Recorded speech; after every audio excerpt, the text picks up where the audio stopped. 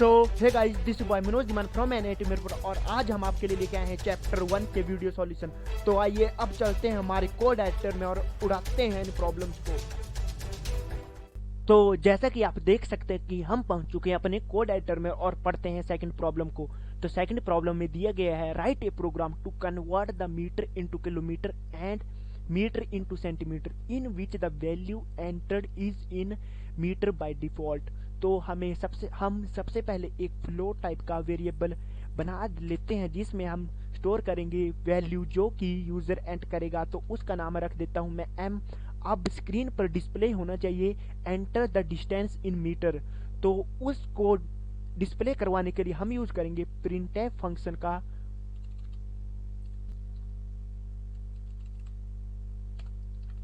और उसके अंदर हम लिखेंगे enter the distance in meters.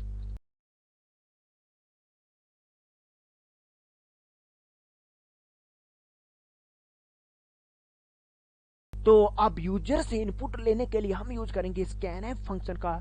तो हम लिखेंगे स्कैनफ और उसके अंदर सबसे पहले देंगे डबल कोट्स में फॉर्मेट स्पेसिफायर और उसके बाद हम लिखेंगे एड्रेस ऑफ कौन से वेरिएबल में स्टोर करना है। तो हमने वेरिएबल बनाया है m नाम से, तो हम यहाँ पर लिख देते हैं m और उसके बाद लगा देते हैं सेमीकोलन। तो उसके बाद हमें एक और वेरिएबल बनाना पड़ेगा किलोमीटर के लिए, तो उसका नाम रख लेता हूँ मैं km। और उसके बाद हमें एक और वेरिएबल बनाना है सेंटीमीटर के लिए, तो उसका नाम मैं रख देता हूँ cm। तो अब किलोमीटर में वैल्यू क्या स्टोर होएगी, जैसा कि आपको पता है कि 1 किलोमीटर में 1000 मीटर होते हैं। और जैसा कि आपको पता है कि 1 मीटर में 100 सेंटीमीटर होते हैं, तो हम लिख सकते हैं। तो उसके बाद हमें आउटपुट को डिस्प्ले पर शो करवाने के लिए यूज करना पड़ेगा प्रिंटफ फंक्शन का। तो हम लिखते हैं प्रिंटफ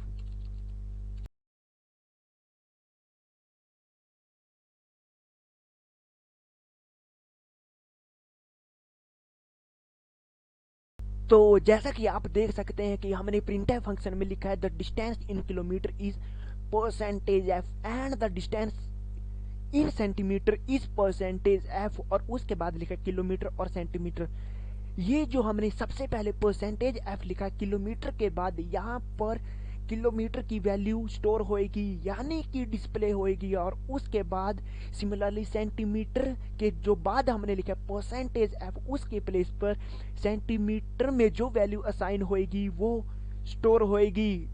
ओ सॉरी, हमने पीछे थोड़ी सी गलती कर दी, यहाँ पर हमें लिखना पड़ेगा मीटर। तो आइए चलते हैं टर्मिनल में और करते हैं इस प्रोग्राम को रन।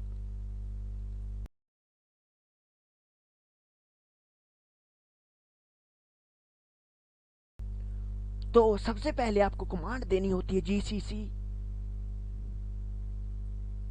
तो उसके बाद आपको लिखना होता है जीसीसी और फाइल का नाम, मेरी फाइल का नाम है fl.c, तो मैं लिख देता हूँ fl.c।